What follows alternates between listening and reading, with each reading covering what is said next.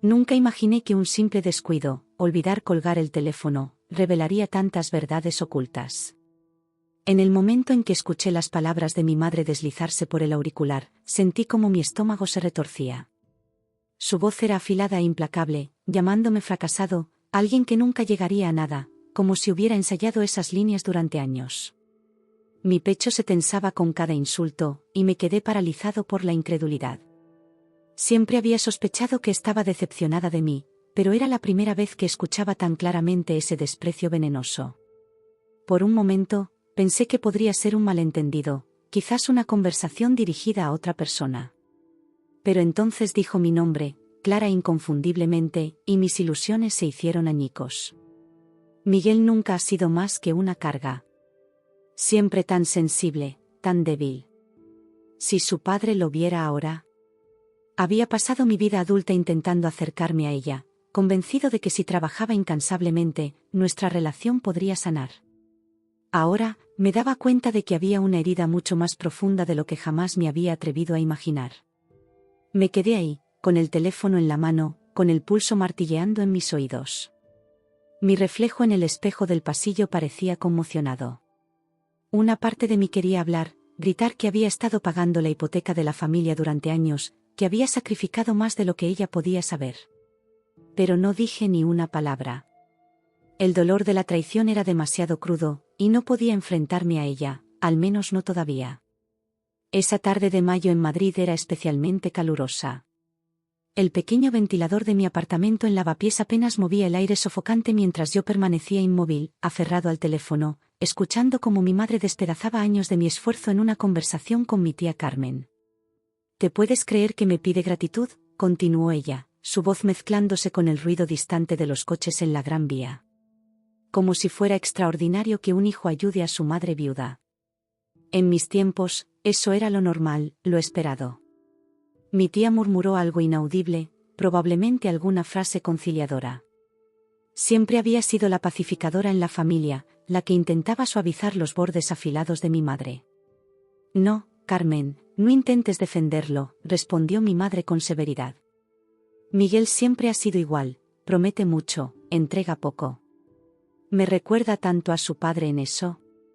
Comparaciones con mi padre. Siempre volvíamos a eso. Antonio Herrera había abandonado nuestro hogar cuando yo tenía apenas 8 años, dejando a mi madre con deudas y un niño al que criar. Durante años pensé que mi esfuerzo por ser diferente a él significaría algo para ella. Qué equivocado estaba. Finalmente, encontré la fuerza para colgar. El sonido del teléfono al desconectar me pareció estridente en el silencio de mi apartamento. Afuera, Madrid continuaba su ritmo imparable, terrazas llenas, turistas paseando por la Plaza Mayor, vecinos comprando el pan para la cena. Pero dentro de estas paredes, mi mundo acababa de temblar hasta los cimientos. Me acerqué a la ventana, observando la calle estrecha donde los tendederos cruzaban de balcón a balcón como guirnaldas improvisadas. Desde que conseguí mi primer trabajo serio en aquella empresa de seguros, había estado enviando dinero a mi madre cada mes. Al principio, eran cantidades pequeñas, apenas suficientes para ayudar con algunos recibos. Pero con el tiempo, cuando las letras de la hipoteca se hicieron insostenibles para ella, asumí ese peso también. Solo será temporal, me había dicho. Eso fue hace 5 años. El calor madrileño me sofocaba mientras repasaba mentalmente cada sacrificio, las vacaciones canceladas, los cursos de especialización pospuestos, incluso aquella relación con Lucía que terminó porque nunca tenía tiempo ni dinero para construir algo juntos. Todo para mantener a flote el piso de mi madre en el barrio de Chamberí, un lugar que ella se negaba a abandonar porque tenía demasiados recuerdos. Tomé una cerveza fría del frigorífico y me senté en el pequeño balcón. Abajo, en la placita, un grupo de niños jugaba al fútbol, ajenos a cualquier preocupación. Les envidiaba esa libertad, esa despreocupación que yo había perdido demasiado pronto. Mi teléfono vibró. Era ella. Seguramente querría saber si había hecho la transferencia mensual, siempre puntual, siempre prioritaria en mi lista de pagos. Dejé que sonara. Por primera vez en años, no sentía la urgencia de responder inmediatamente, de tranquilizarla, de asegurarle que su hijo no la defraudaría. Las palabras seguían resonando en mi cabeza: Miguel nunca ha sido más que una carga. ¿Cuántas veces me había dicho lo contrario a la cara? Eres mi apoyo, hijo. No sé qué haría sin ti. Frases que ahora se revelaban como simples herramientas para mantenerme atado a una obligación que ella daba por sentada. El sol comenzaba a ponerse tras los edificios del otro lado de la calle, tiñendo el cielo de tonos anaranjados. Madrid se preparaba para su vida nocturna, para sus cenas tardías y paseos hasta la madrugada. Yo solía disfrutar de esa energía, de esa vida que palpitaba en cada rincón de la ciudad. Pero hacía tiempo que no me unía a ella. Siempre había algún gasto inesperado, alguna nueva necesidad de mi madre que consumía mis recursos. Terminé la cerveza y entré de nuevo. Miré mi pequeño apartamento, apenas 50 metros cuadrados por los que pagaba un alquiler desorbitado, mientras mantenía un piso de 90 metros en una de las zonas más cotizadas de Madrid. La ironía no me pasaba desapercibida. Esa noche, por primera vez en mucho tiempo, me permití pensar en lo impensable. ¿Qué pasaría si dejara de ser ese apoyo inquebrantable? ¿Si por una vez priorizara mis necesidades sobre las suyas? El pensamiento me produjo tanto alivio como culpa. Mañana sería otro día. Mañana tendría que decidir cómo enfrentar esta revelación. Pero esta noche, por primera vez en años, me sentía liberado de una ilusión que había mantenido con demasiado esfuerzo. Esa noche, el sueño se negó a visitarme. Me quedé mirando al techo, reproduciendo la llamada telefónica una y otra vez en mi cabeza. En la oscuridad de mi habitación en lavapiés, los recuerdos inundaron mi mente, navidades donde malabareaba 2 trabajos para asegurar que nuestra casa se mantuviera caliente, tardes en que silenciosamente tragaba mi orgullo cuando mi madre menospreciaba cada una de mis decisiones.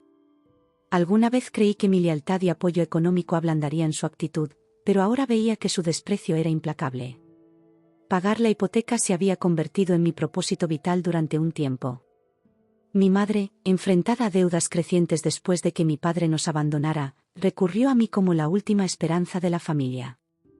Recuerdo la ansiedad de aquellos primeros extractos bancarios, el nudo en el estómago cada vez que se acercaba la fecha de vencimiento.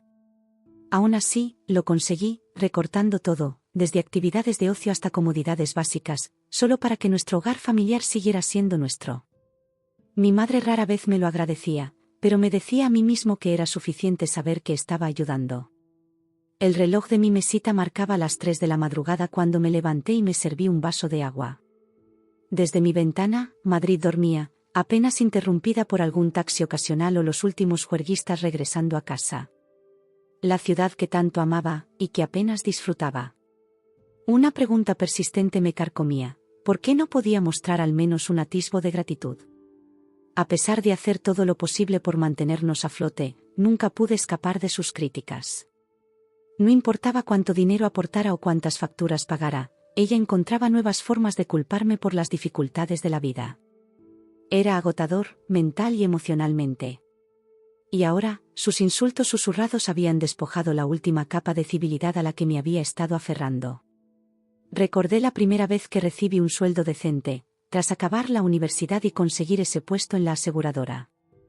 Había guardado durante meses para comprarme una moto, una modesta Vespa que me permitiría moverme por Madrid sin depender del metro abarrotado. El día que iba a cerrar la compra, mi madre me llamó llorando. El banco había amenazado con ejecutar la hipoteca si no se ponía al día con 3 mensualidades atrasadas. Si me quitan la casa, será culpa tuya, Miguel, me dijo entre sollozos. Sabes que no tengo a nadie más. El dinero de la Vespa se esfumó ese mismo día, transferido a la cuenta de mi madre. Nunca llegué a comprarme esa moto, ni ninguna otra. En cambio, empecé a hacerme cargo de pagos que nunca terminaban. A veces me preguntaba si otras familias funcionaban igual. Mis amigos parecían tener relaciones más equilibradas con sus padres. Javier, mi compañero de universidad, recibía incluso ayuda económica de sus padres para completar su máster, a pesar de que ya tenía 30 años.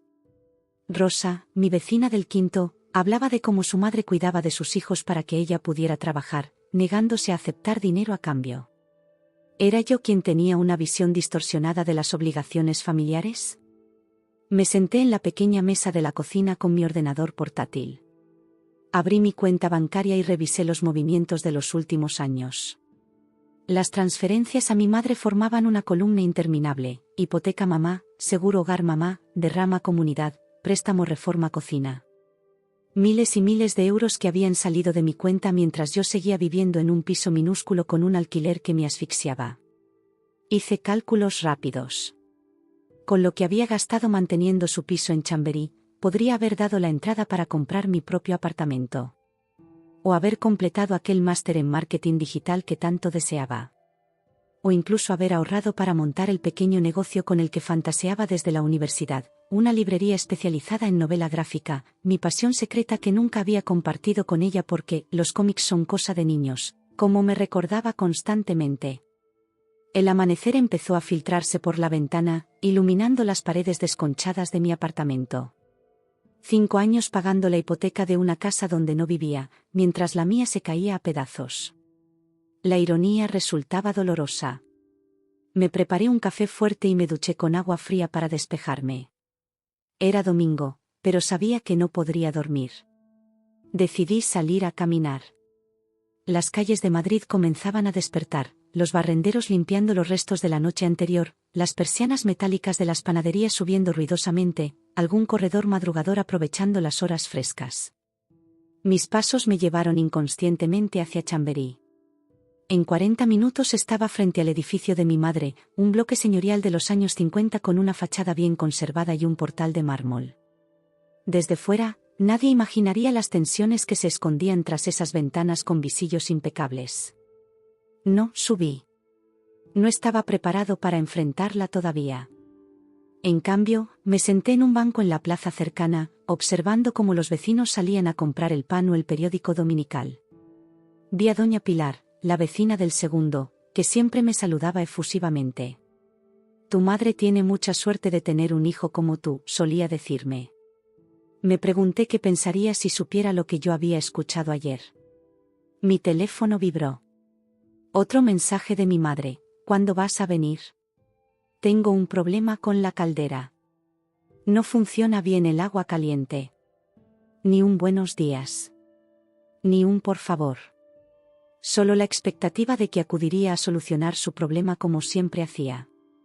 Antes habría respondido inmediatamente, reorganizando mi domingo para pasarlo arreglando su caldera. Hoy, simplemente guardé el teléfono sin contestar. Un grupo de niños jugaba en la plaza, lanzándose una pelota y riendo. Una madre joven los vigilaba desde otro banco, sonriendo mientras tomaba un café en un vaso de cartón. Me pregunté si algún día tendría esa vida normal que siempre parecía escaparse entre mis dedos, una familia propia, tiempo para disfrutar de pequeños momentos, libertad económica para tomar mis propias decisiones. Mi mente volvió a la conversación telefónica. Miguel nunca ha sido más que una carga. Las palabras seguían doliendo como cuchillos. ¿Cómo podía considerar una carga a quien había sacrificado tanto? Quizás porque nunca le había puesto límites. Quizás porque siempre estaba disponible, siempre cediendo, siempre priorizando sus necesidades sobre las mías. La culpa me había mantenido atado a un ciclo interminable de dar sin recibir. La culpa y ese sentido del deber filial que ella había sabido manipular a la perfección. El sol subía en el cielo, calentando el día madrileño. Decidí volver a casa. Al pasar frente al escaparate de una inmobiliaria, me detuve a mirar los anuncios. Un apartamento en Vallecas, más grande que el mío y con un precio razonable. Otro en Carabanchel, reformado y luminoso. Opciones que nunca había considerado porque mi dinero siempre tenía un destino predeterminado. Por primera vez, me permití imaginar una vida diferente. Una vida donde mis ingresos fueran míos para decidir. Donde pudiera planificar un futuro, ahorrar para mis sueños, quizás incluso formar una familia sin el constante drenaje financiero y emocional que representaba mi madre. Al llegar a casa, tomé una decisión que nunca habría imaginado posible: era hora de poner fin a este sacrificio invisible. Era hora de priorizar mi propia vida. Los recuerdos de mi infancia se mezclaban como un rompecabezas confuso. Recuerdo días en que mi madre me sonreía mientras me decía que tenía mucho potencial. Luego, sin previo aviso, se volvía fría, quejándose de que no estaba a la altura de sus estándares imposibles. Cuando era niño, nunca podía predecir con qué versión de ella me encontraría cada mañana. El miedo se instaló en mi vida desde temprano, y aprendí a caminar de puntillas alrededor de sus cambios de humor. Nuestra casa en el barrio de Tetuán era pequeña pero luminosa. Mi padre aún vivía con nosotros entonces, y los fines de semana me llevaba al Parque del Retiro para dar de comer a los patos o alquilar una barca. Mira, Miguel, me decía, algún día serás un hombre y tendrás que tomar decisiones difíciles. Pero nunca olvides disfrutar de los pequeños placeres. Eran momentos de paz en medio de la creciente tensión que se respiraba en casa. Cuando Antonio nos abandonó, dejando solo una nota breve y algunas deudas, mi madre cambió para siempre. Su amargura se convirtió en algo tangible que impregnaba cada rincón de nuestra vida. Yo tenía 8 años y, de la noche a la mañana, me convertí en el hombrecito de la casa, como ella me llamaba cuando quería que asumiera responsabilidades que no correspondían a mi edad. Quizás anhelaba su aprobación más que cualquier otra cosa. Esa hambre de aceptación alimentó mi determinación para tener éxito, al menos a mi manera. Me lancé a trabajos ocasionales en mi adolescencia, incluso sacrificando mis intereses personales para asegurar un ingreso estable.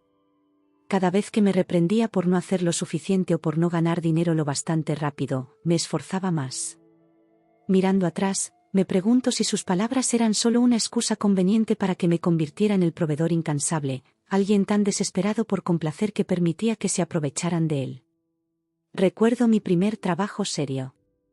Tenía 16 años y conseguí que me contrataran en una cafetería cerca de 4 Caminos durante los fines de semana. La propietaria, doña Mercedes, era una mujer mayor y amable que siempre me guardaba las sobras para llevar a casa. «Eres un buen chico, Miguel», me decía mientras me daba una bolsa con churros y una tortilla. «Tu madre debe estar orgullosa». Pero mi madre nunca parecía orgullosa, solo expectante. Cuando le entregaba mi paga, la contaba delante de mí con un gesto de decepción. «¿Esto es todo? ¿No podrías haber pedido más horas?» No importaba que estuviera estudiando el bachillerato al mismo tiempo, en su mente, mi obligación principal era aliviar su carga económica. La universidad fue una batalla constante. Quería estudiar Bellas Artes, siempre había tenido facilidad para el dibujo y soñaba con trabajar en ilustración o diseño gráfico. Pero mi madre se opuso firmemente. «Eso no da dinero, Miguel. Si quieres estudiar, que sea algo con futuro». Acabé matriculándome en Administración de Empresas, una carrera que detestaba pero que prometía estabilidad laboral.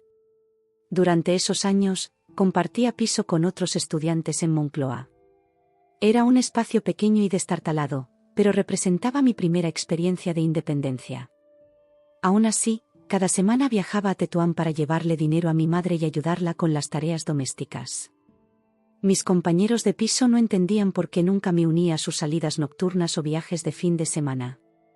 «Tengo compromisos familiares», era mi respuesta habitual, demasiado avergonzado para explicar que no podía permitirme gastar en ocio mientras mi madre esperaba mi contribución semanal.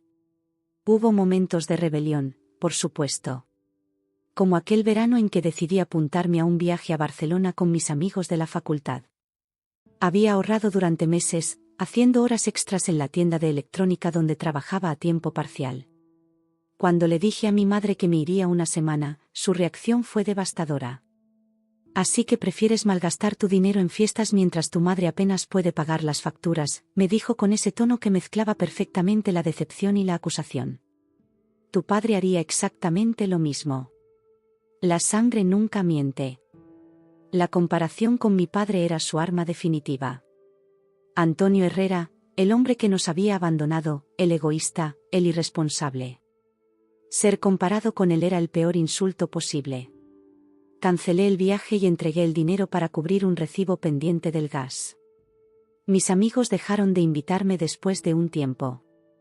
La llamada telefónica, sin embargo, me había abierto los ojos al hecho de que no importaba cuánto diera, nunca sería suficiente. La conmoción de escucharla llamarme fracasado después de todo lo que había hecho se sentía como una traición personal del más alto orden. Me di cuenta de que había estado luchando por un amor que quizás nunca había existido realmente de la manera que yo esperaba. Una parte de mí quería aferrarse a la esperanza de que ella solo estaba bajo estrés, pero otra parte, la que escuchaba su tono despectivo, reconocía algo más oscuro. Reconocía que quizás ella me veía no como un hijo amado, sino como un recurso conveniente, hasta que ese recurso se agotara. A pesar de todo, seguía sintiendo esa conexión inquebrantable que une a los hijos con sus madres. ¿Cómo romper el cordón invisible que me mantenía atado a sus expectativas y demandas? ¿Era posible liberarme sin sentirme como el villano de la historia? El lunes llegó con esa claridad que a veces trae el amanecer. Me vestí con cuidado para ir a la oficina, eligiendo el traje que reservaba para las reuniones importantes.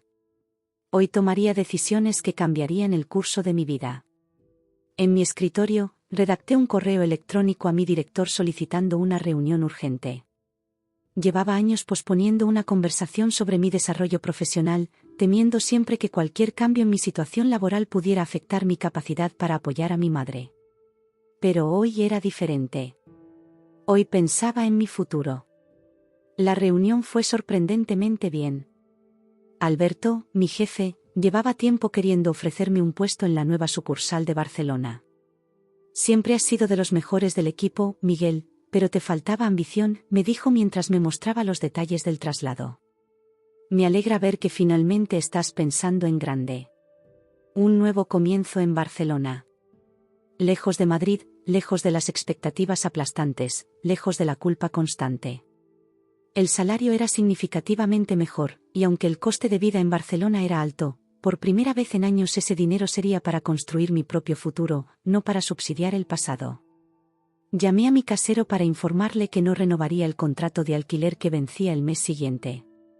Luego empecé a investigar apartamentos en Barcelona, maravillándome de cómo mi presupuesto, liberado de la carga de la hipoteca de mi madre, me permitía considerar opciones que antes habrían sido puro sueño. Solo quedaba lo más difícil, comunicarle mi decisión a ella. Sabía que no sería una conversación sencilla. Sabía que utilizaría todas sus armas emocionales, la culpa, la comparación con mi padre, incluso las lágrimas si era necesario. Pero también sabía que si no cortaba este ciclo ahora, seguiría atrapado en él para siempre. Esa noche, mientras preparaba una pequeña maleta con lo esencial para pasar el fin de semana en Barcelona buscando apartamento, mi teléfono sonó de nuevo. Era ella, como era de esperar. Esta vez, decidí contestar. Miguel, ¿dónde has estado? Te he llamado 1000 veces, su voz sonaba irritada. La caldera sigue sin funcionar y hace frío. Necesito que vengas a arreglarla. Respiré hondo antes de responder. Mamá, tenemos que hablar. No puedo ir hoy, ni mañana. Me voy a Barcelona este fin de semana. El silencio al otro lado de la línea fue momentáneo pero denso. Luego, como anticipaba, llegó la tormenta. ¿Barcelona? ¿De qué estás hablando? ¿Cómo puedes pensar en irte cuando me necesitas aquí? Siempre has sido un egoísta, Miguel, igual que tu padre. Y ahí estaba, la comparación inevitable. Pero esta vez, por primera vez en mi vida, no me afectó como solía hacerlo. En cambio, me dio la certeza de que estaba tomando la decisión correcta. Me han ofrecido un ascenso, mamá. Es una oportunidad importante para mí. Y sobre la caldera y el resto de gastos, tenemos que hablar de eso también. Las cosas van a cambiar. Lo que siguió fue una mezcla de acusaciones, manipulaciones y finalmente, cuando vio que nada funcionaba, súplicas desesperadas. Pero mi determinación se mantenía firme. El descubrimiento involuntario de ayer había desatado algo dentro de mí que ya no podía ignorar, el deseo de vivir mi propia vida, en mis propios términos. Colgué con la promesa de que hablaríamos en persona antes de mi traslado definitivo. Mientras cerraba la maleta, sentí una extraña mezcla de ansiedad y liberación. El camino que se abría ante mí estaba lleno de incertidumbres, pero por primera vez en mucho tiempo, también de posibilidades que eran verdaderamente mías. Podría haberme marchado sin más, hacer las maletas, cortar el contacto y comenzar de nuevo en Barcelona. Pero algo dentro de mí se quebró. Quizás fue toda la frustración acumulada durante años intentando que ella se sintiera orgullosa. Quizás fue darme cuenta de que mis sacrificios habían sido tomados como algo garantizado y respondidos con burla cruel. Fuera lo que fuese, sentí una ira arder en mi interior que nunca antes había experimentado. El viaje a Barcelona me dio perspectiva. La ciudad mediterránea, con su arquitectura modernista y su ritmo diferente al de Madrid, parecía el escenario perfecto para mi renacimiento. Durante ese fin de semana visité varios apartamentos en el barrio de Gracia, donde las plazas se llenaban de vida y los callejones estrechos guardaban secretos centenarios. Finalmente encontré un estudio pequeño pero luminoso cerca de Plaza Diamond, con una terraza diminuta desde donde se vislumbraba una esquina de la Sagrada Familia a lo lejos. El precio era razonable, especialmente considerando que ya no tendría que destinar la mitad de mi sueldo a la hipoteca de mi madre. Firmé el contrato ese mismo domingo, con una mezcla de euforia y terror. Era el acto de rebeldía más grande que había cometido en mi vida adulta. De vuelta en Madrid, sabía que el enfrentamiento era inevitable. La pregunta era cómo. La ira puede ser terriblemente motivadora, me impulsó a actuar de una manera que nada más había conseguido. Quería que ella viera que no era el peón indefenso que creía que era. Más que eso, quería recuperar la autoestima que había permitido que ella pisoteara durante tanto tiempo.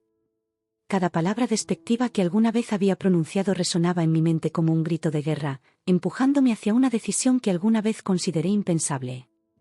En la oficina, el lunes, me reuní con el departamento legal para asesorarme sobre mis derechos y obligaciones. Resultó que la hipoteca estaba únicamente a nombre de mi madre, aunque yo hubiera estado pagándola durante años. Legalmente, no tenía ninguna responsabilidad sobre esa deuda. Fue una revelación amarga. Si hubiera querido, podría haber dejado de pagar en cualquier momento sin consecuencias legales para mí. Lo que haces es admirable, pero poco común, me dijo Alejandra, la abogada de la empresa. La mayoría de los hijos en tu situación habrían establecido límites hace mucho tiempo. Límites. Una palabra que nunca había formado parte de mi vocabulario cuando se trataba de mi madre. ¿Cómo pones límites a alguien que te ha hecho sentir responsable de su bienestar desde que eras un niño? A pesar de mi ardiente resentimiento, planifiqué mi venganza con una claridad fría y metódica. Comprendí que la imprudencia podría volverse en mi contra. Busqué una forma de represalia que le mostrara la profundidad de su error sin ponerme en peligro legal o moral. Se trataba de tomar el control de una situación que siempre se me había escapado de las manos. Finalmente, sentí un sentido de capacidad de acción, una embriagadora ráfaga de poder al pensar que tenía la ventaja, al menos por una vez. Al salir del trabajo, me detuve en una papelería en Gran Vía. Compré papel de calidad y un sobre formal. Si iba a hacer esto, lo haría bien. En la cafetería contigua, pedí un café y me senté a redactar mi declaración de independencia. Las palabras fluyeron con una facilidad sorprendente. Años de frustraciones contenidas encontraron finalmente una salida. Detallé cada sacrificio, cada oportunidad perdida, cada momento en que había priorizado sus necesidades sobre las mías. Y, lo más importante, especifiqué exactamente cómo cambiarían las cosas a partir de ahora. A partir del próximo mes, dejarás de recibir mi apoyo económico, escribí con una caligrafía cuidada. La hipoteca y todos los gastos relacionados con tu vivienda serán tu responsabilidad exclusiva. Te recomiendo que consideres vender el piso y buscar una alternativa más acorde a tus ingresos reales. Era brutal en su honestidad, pero también necesario. Añadí un apéndice con números concretos, la suma total que había aportado en los últimos 5 años, lo que podría haber hecho con ese dinero, los sacrificios personales que había realizado. Quería que lo viera todo, negro sobre blanco, sin posibilidad de negación. Mientras escribía, recordé una frase que mi abuelo paterno solía decir antes de que mi padre nos abandonara: la verdad puede doler, pero la mentira mata lentamente. Quizás había estado muriendo lentamente todos estos años, ahogado por expectativas imposibles y manipulaciones sutiles. El camarero me trajo otro café. Llevaba 2 horas sentado allí, volcando mi alma en aquel papel. Cuando finalmente terminé, releí cada palabra.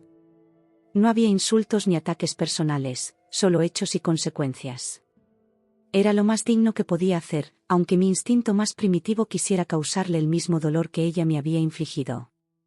De camino a casa, pasé por una sucursal bancaria. Abrí una nueva cuenta en una entidad diferente y solicité que mi nómina fuera transferida allí a partir del mes siguiente. Luego, llamé a la empresa que gestionaba la domiciliación de la hipoteca y cancelé la orden de pago permanente. Cada acción era un pequeño acto de liberación. Mi teléfono sonó varias veces esa tarde. Era ella, por supuesto. No contesté. Necesitaba mantener mi determinación intacta, y sabía que su voz podría debilitar mi resolución recién encontrada. En cambio, me centré en los preparativos prácticos para mi mudanza a Barcelona. Contraté una empresa de transporte para las pocas pertenencias que valía la pena llevarme. Puse a la venta mis muebles en una aplicación de segunda mano. Comencé a despedirme de amigos y vecinos. Esa noche, revisé mi presupuesto personal por primera vez en años sin incluir los gastos de mi madre. La diferencia era asombrosa. Podría permitirme no solo vivir cómodamente, sino también retomar sueños abandonados, aquel curso de ilustración digital, un viaje a Japón que siempre había deseado hacer, incluso empezar a ahorrar para la librería especializada en novela gráfica que alguna vez había imaginado. Me invadió una sensación de vértigo. La libertad, después de tanto tiempo, resultaba casi intimidante. ¿Quién era yo sin el peso de la responsabilidad familiar? ¿Qué me definiría cuando ya no fuera el hijo que cuida de su madre? Pero junto a esa incertidumbre había una emoción creciente. Por primera vez en mi vida adulta, me sentía dueño de mi destino. La culpa seguía allí, acechando en los rincones de mi mente, pero ya no tenía el poder abrumador de antes. Esa noche dormí con el sobre en mi mesita de noche. Mañana sería el día de la confrontación. Sabía que sería doloroso, posiblemente el momento más difícil que había enfrentado hasta ahora. Pero también sabía que era necesario, tanto para mí como para ella. Porque seguir como estábamos no solo me estaba destruyendo a mí, sino que le impedía a ella enfrentar las consecuencias reales de sus acciones y actitudes. Antes de dormir, abrí nuevamente el sobre y añadí una última línea: a pesar de todo, siempre serás mi madre. Espero que algún día podamos construir una relación basada en el respeto mutuo, no en la dependencia y la manipulación. Era un pequeño rayo de esperanza en medio de la tormenta que se avecinaba. Quizás ingenuo, pero sincero. La mañana siguiente amaneció con un cielo despejado típico de Madrid. Me vestí con cuidado, eligiendo ropa que me diera confianza, mis mejores vaqueros, una camisa azul que me habían dicho que resaltaba mis ojos, zapatos pulidos. Armadura moderna para una batalla emocional. El sobre, cerrado y sellado, pesaba en mi bolsillo más que su contenido real. Contenía no solo palabras, sino años de silencios, de expectativas frustradas, de manipulaciones sutiles. Y también, esperaba, la semilla de mi libertad. A la mañana siguiente, me levanté antes del amanecer, con el corazón palpitante. Revisé la declaración una última vez, asegurándome de que cada palabra expresara exactamente lo que pretendía. Luego la guardé en el sobre y escribí su nombre en el exterior: Pilar Herrera López. Tan formal como la situación requería. El metro estaba casi vacío a esa hora. Un grupo de trabajadores nocturnos regresando a casa, algunos madrugadores dirigiéndose a sus empleos, y yo, con un sobre que pesaba como una losa de granito en mi bolsillo. Cambié en Sol, luego en Quevedo, finalmente llegué a la estación de Canal. El barrio de Chamberí comenzaba a despertar, con las persianas de los comercios subiendo ruidosamente y el olor a café recién hecho escapando de las cafeterías.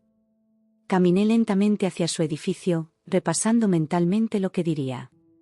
No quería que la emoción me dominara, necesitaba mantener la compostura, ser claro y firme. Cuando llegué al portal, respiré profundamente antes de marcar el código de acceso. El ascensor antiguo subió trabajosamente hasta el cuarto piso. Allí estaba su puerta, la misma que había cruzado miles de veces a lo largo de mi vida. Levanté la mano para llamar, pero me detuve en el último momento. ¿Estaba haciendo lo correcto? ¿No sería mejor simplemente alejarme sin más confrontaciones? No. Merecía esta conversación. Merecía expresar mi verdad, después de todos estos años de silencio. Llamé al timbre. Escuché sus pasos acercándose, el sonido familiar de sus zapatillas arrastrándose por el pasillo. La puerta se abrió, y allí estaba ella, con su bata acolchada y el cabello recogido descuidadamente. «Miguel, por fin apareces», dijo con ese tono que mezclaba irritación y entitlement. «La caldera sigue sin funcionar, y ahora también hay un problema con la lavadora. Pasa, te he preparado café». Entré, pero no me quité la chaqueta. No me iba a quedar mucho tiempo. «Mamá, tenemos que hablar», dije, mi voz más firme de lo que esperaba. Ella me miró con esa expresión que también conocía, una mezcla de desdén y curiosidad. «Si es por lo de Barcelona, ya te dije que es una tontería. Tienes un buen trabajo aquí, y me necesitas cerca. Siempre has sido un soñador como tu padre, con ideas grandiosas que nunca llegan a nada». Respiré hondo. No iba a dejar que me provocara. «No, hoy. No he venido a discutir sobre Barcelona. Mi decisión está tomada. He venido a entregarte esto». Saqué el sobre de mi bolsillo y se lo tendí. Ella lo miró con confusión, como si fuera un objeto extraño que nunca había visto. Lo tomó con cautela, examinando su exterior. «¿Qué es esto? ¿Algún tipo de invitación?» «Ábrelo, por favor», respondí, manteniendo mi voz nivelada aunque mi pulso se aceleraba. Se dirigió a la cocina y yo la seguí. El pequeño espacio estaba impecable como siempre, con las tazas de café ya dispuestas en la mesa.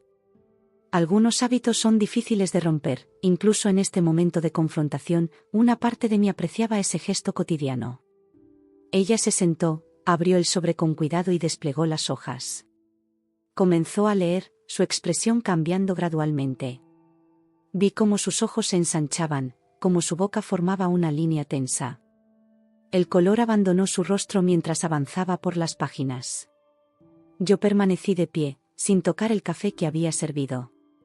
Necesitaba esa distancia física, esa posición de ventaja. «¿Qué significa esto?», preguntó finalmente, su voz apenas audible. «¿Es algún tipo de broma cruel?» «No es ninguna broma, mamá. Es mi decisión». «¿Dejarme sin apoyo? ¿Abandonarme cuando más te necesito? ¿Te das cuenta de que perderé la casa? La casa que has estado a punto de perder múltiples veces, y que yo he salvado pagando una hipoteca que no es mía. La casa que podrías vender mañana y obtener suficiente dinero para comprar algo más pequeño sin hipoteca». Sus ojos se llenaron de lágrimas.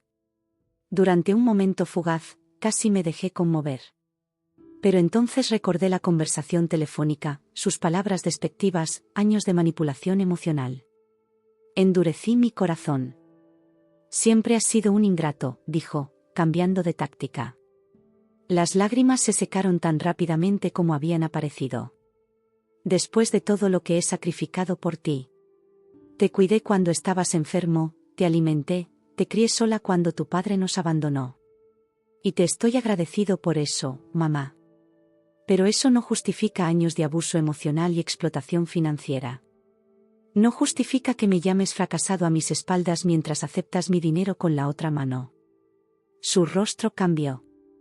«¿De qué estás hablando?» «Te escuché, mamá. El otro día, cuando hablabas con la tía Carmen. Olvidaste colgar el teléfono». Un silencio espeso llenó la cocina. Vi el reconocimiento en sus ojos, seguido rápidamente por algo más, no arrepentimiento, sino cálculo. Estaba evaluando cuanto había escuchado, cómo podría minimizarlo o negarlo. «Estaba alterada ese día», dijo finalmente. «Sabes que no pienso eso de ti. A veces digo cosas que no siento». «¿Y todas las otras veces?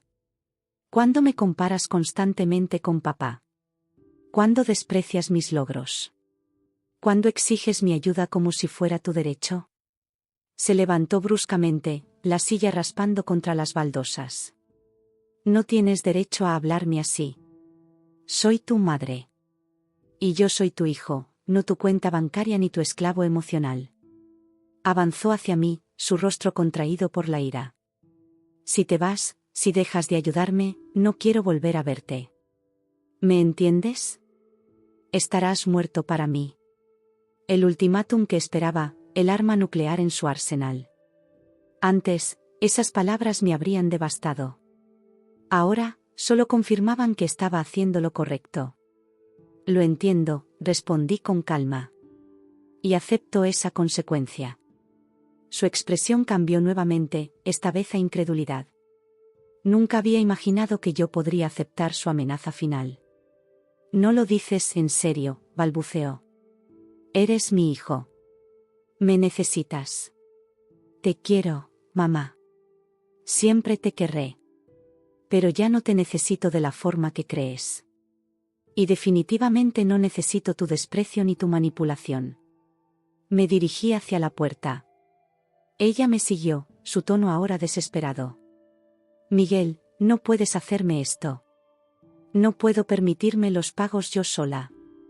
¿Dónde viviré? ¿Qué le diré a los vecinos? Me detuve en el umbral y me giré para mirarla una última vez. La mujer que me había dado la vida, que me había criado, que también me había herido profundamente. Sentí una mezcla de tristeza y determinación. Vende el piso, mamá.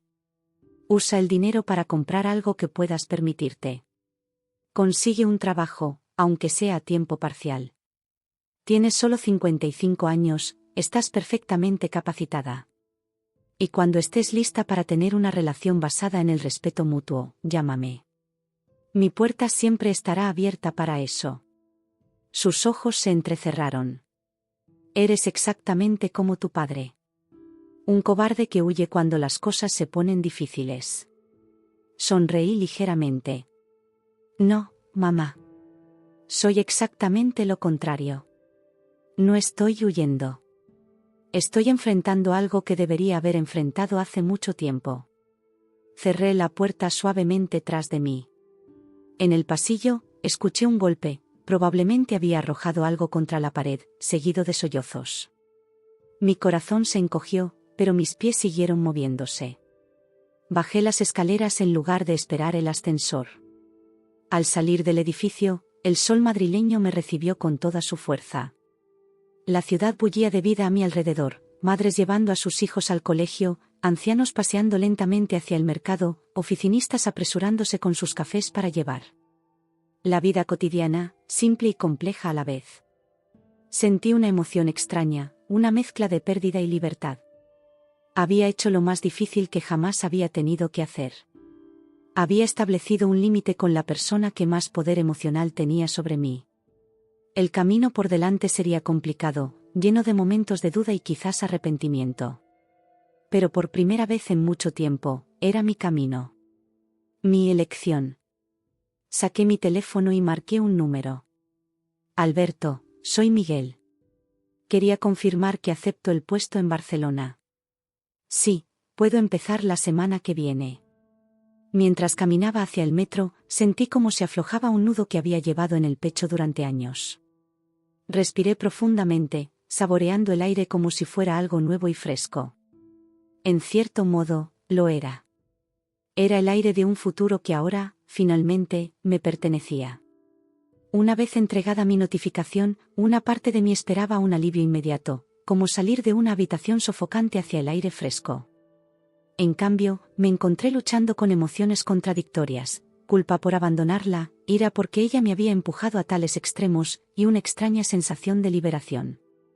Era como si finalmente estuviera de pie por mi cuenta, libre de la agotadora búsqueda de su aprobación. Esa primera semana estuvo llena de dudas, pero también de una tranquila euforia.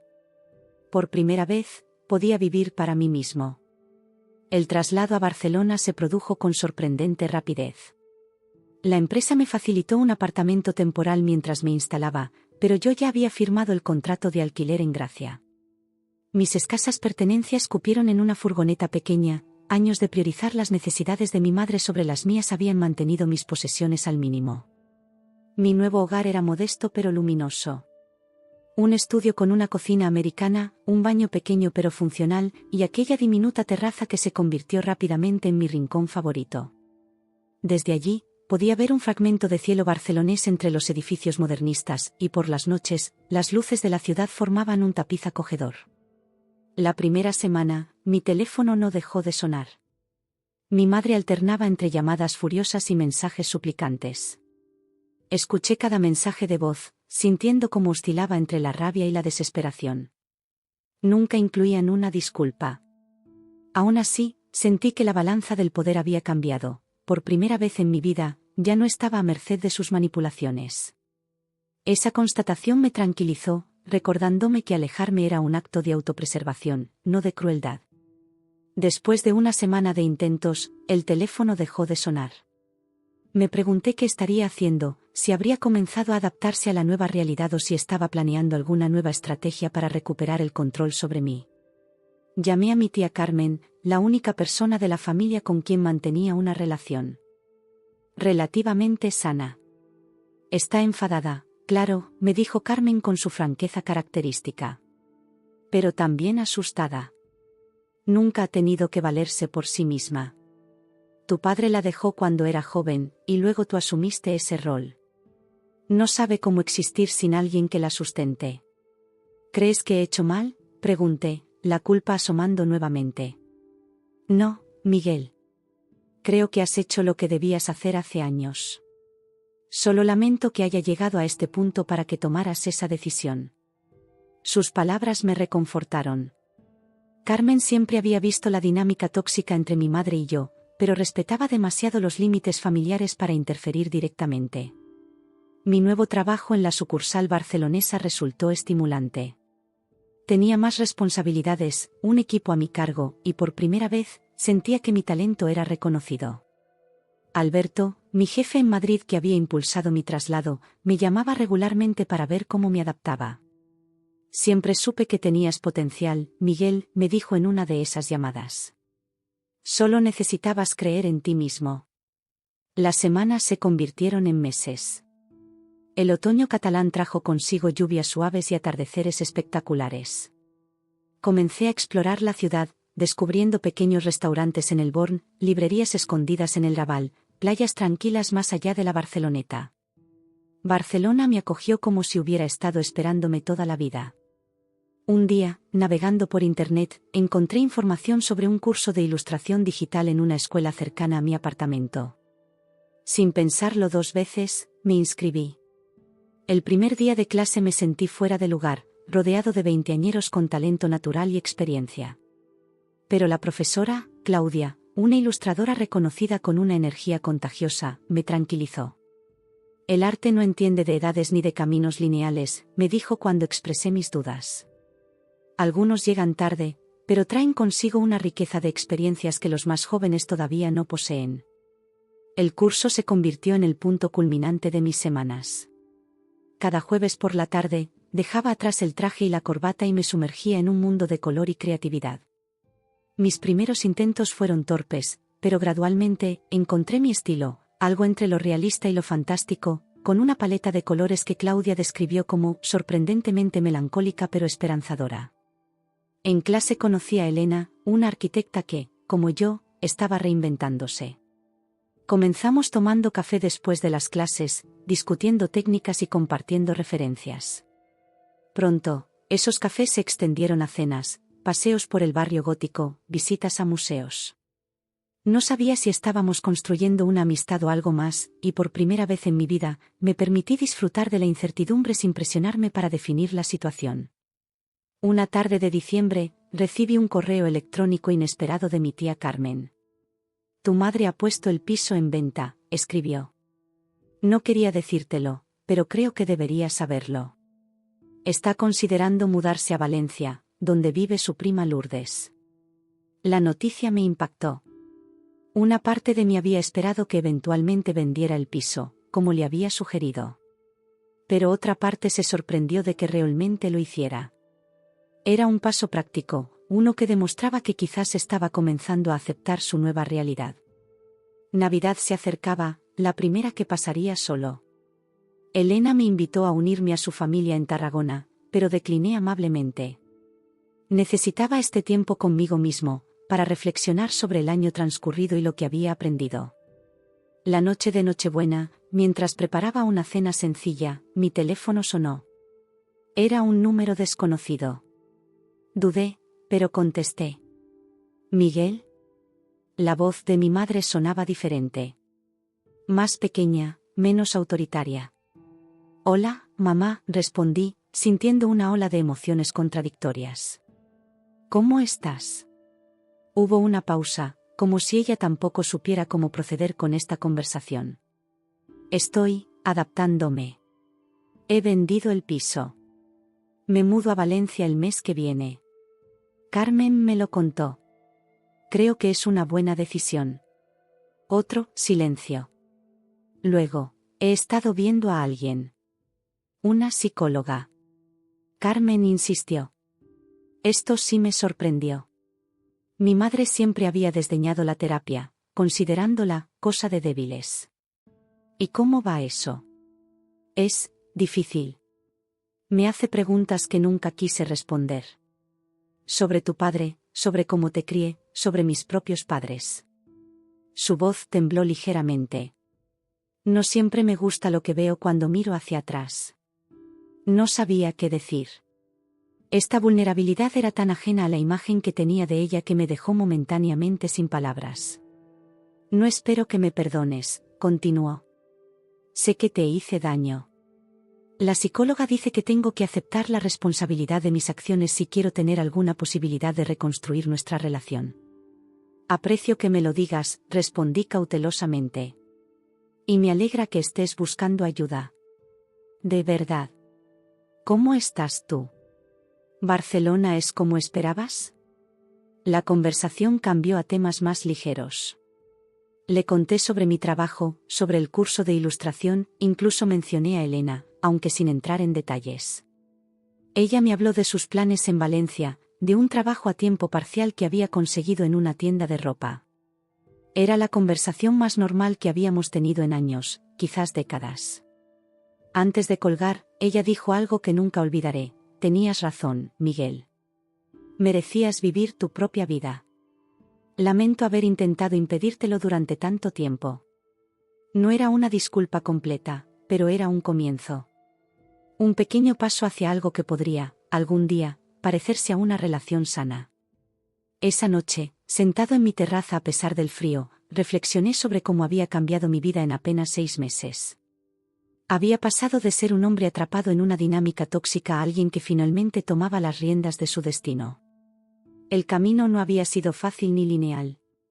Había habido días de duda intensa, noches de culpabilidad paralizante, momentos en que casi cedía a la tentación de volver a los viejos patrones. Pero había persistido. Mi teléfono vibró con un mensaje. Era Elena. Feliz Navidad. La oferta para venir a Tarragona sigue en pie, incluso para mañana. Mi familia hace una calcotada que no te puedes perder. Sonreí. Quizás aceptaría. Quizás era hora de comenzar nuevas tradiciones, crear nuevos recuerdos que no estuvieran teñidos por el pasado. En enero, me inscribí en un curso avanzado de ilustración. Claudia, impresionada con mis progresos, me sugirió que considerara colaborar en un pequeño proyecto editorial que estaba desarrollando.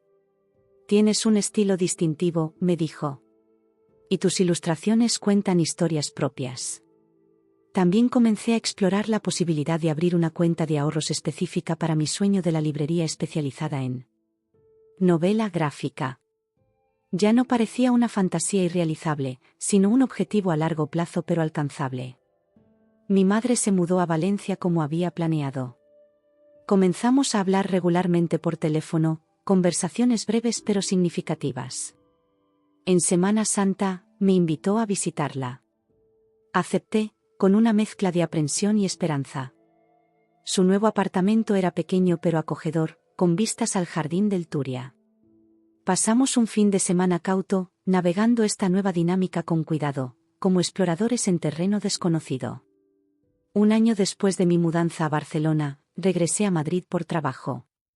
Caminé por las calles que una vez fueron mi hogar, pasando por mi antiguo apartamento en Lavapiés, visitando la plaza de Chamberí donde solía sentarme a observar a los vecinos. La ciudad me resultaba familiar y extraña a la vez, como un sueño medio recordado. Me di cuenta entonces de que había cumplido la promesa que me hice aquel día cuando escuché a mi madre por teléfono. Había construido una vida propia, en mis propios términos. No era perfecta, ninguna vida lo es, pero era auténticamente mía. Las palabras de mi madre ya no tenían el poder de destruirme. Habían sido el catalizador que necesitaba para romper las cadenas que yo mismo había ayudado a forjar. Esa noche, de vuelta en mi apartamento de Barcelona, dibujé en mi tablet hasta tarde. Era una ilustración de un hombre de pie en una encrucijada, con múltiples caminos abriéndose ante él. En su mano sostenía no una maleta, sino un corazón, su propio corazón.